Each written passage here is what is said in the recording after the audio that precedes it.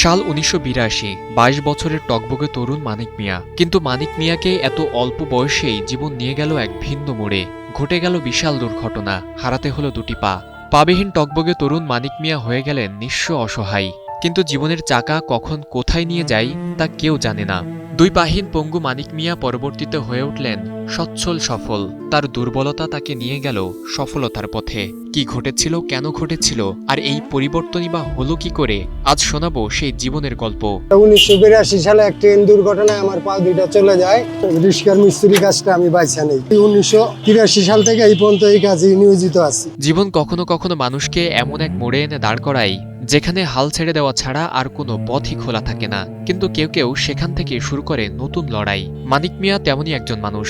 তিনি হার মানেননি জীবনের নির্মম বাস্তবতার কাছে। হতাশ তো প্রথম অবস্থা হয়েছি যে কিভাবে বাঁচুম, কিভাবে জীবন যেমন করুম, কতদিন আল্লাহ বাঁচায় রাখে।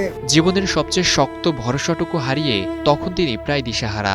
এর আগেই ছোটবেলায় বাবা মাকে হারানো, বড় বোনের কাছে মানুষ হওয়া, সব মিলিয়ে জীবন তাকে খুব অল্প বয়সেই কঠিন বাস্তবতার সঙ্গে পরিচয় করিয়ে দেয়। জীবিকার তাগিদে একসময় তিনি হকারির কাজ করতেন। আমি আগে হকারি কাজ করতাম, মা বাপ ছিল না, বড় বোনের কাছে ছিলাম। এক সময় দেখা গেছে আমি তাদের কাছে বোঝ হয়ে গেছি।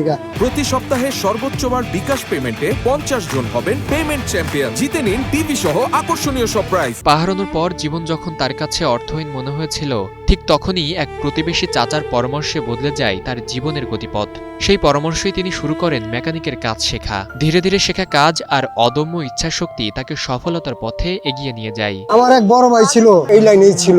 তারপরে ও আমার পরামর্শ দিল যে তুই অনেক কি কইরা খাবি, দুইটা হাতি যখন আছে তো এইটা হাতের কাম, হাতে করতে পারবি, এই কাজটাই তুই ধর।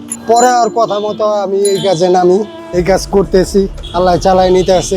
1 বছর মেকানিকের কাজ শেখার পর রাজধানীর এলিফ্যান্ট রোডে একটি ছোট্ট মেকানিকের দোকান দিয়ে শুরু হয় তার নতুন অধ্যায়। কঠোর পরিশ্রম আর সততার মাধ্যমে তিনি সফলতার দিকে এগিয়ে যেতে থাকে। আজ তিনি সন্তান আর পরিবার নিয়ে সুখে শান্তিতে বসবাস করছেন। ওই ১,০০০-১৫০০ এরকম হয়। জীবন তো জীবনের গতিতেই চালাই যাইতে হইব। আমার ওই দিনে আমার একটা সার্কিট আছে, সেই কাজ কাম করে যা নিতে পারে আমার একটু হেল্প করে আর কি। তার মতো অনেক শারীরিকভাবে অক্ষম মানুষ সমাজে ভিক্ষাবৃত্তিকে জীবিকার পথ হিসেবে বেছে নিতে বাধ্য হন। তবে মানিক মিয়া সেই পথ বেছে নেননি। শারীরিক অক্ষমতা সত্ত্বেও তিনি কখনো মানুষের কাছে হাত পাতেননি, বরং কঠিন বাস্তবতার সঙ্গে লড়াই করে নিজের শ্রম ও দক্ষতাকেই জীবনের ভরসা বানিয়েছেন তিনি। ভিক্ষাবৃত্তি আমার কাছে পছন্দ না, এর জন্য আমি এই কাজটা বাইছে নিয়েছি। ইচ্ছা করছি যে আমি নিজে কিছু করে খাবো, আমি খাচ্ছি, আল্লাহ চালাচ্ছে। ফরিদুল ইসলাম ইমন, নিউজ 24, ঢাকা।